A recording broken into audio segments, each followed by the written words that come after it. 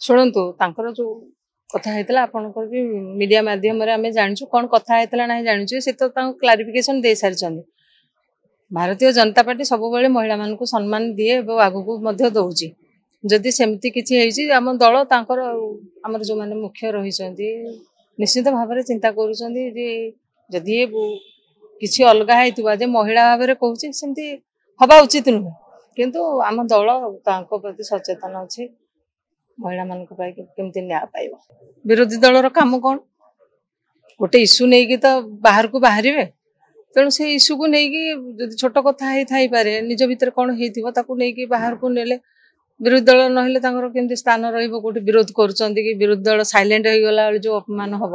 ତେଣୁ ସେ ବିରୋଧ କରିବା ବିରୋଧୀ ଦଳର ତ ଧର୍ମ ହେଲା ବିରୋଧ କରିବା।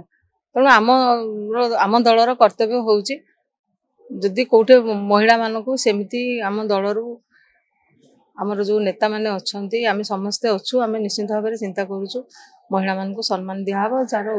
ଯୋଉଠି ଯାହାର ଯାହା ଭୁଲ ହବ ସେ ନିଶ୍ଚିତ ଆମ ଦଳ ଆଉ ସରକାର ପଦକ୍ଷେପ ନେବେ। କହିଲି ପରା ତାଙ୍କର ତ ଧର୍ମ ହେଲା ସେ ଏବେ ବିରୋଧ କରିବେ ରାଜରାସ୍ତାରେ ପୁରା ଓହ୍ଲେଇବେ କହିବେ ତାଙ୍କୁ ଗିରଫ କରାଯାଉ।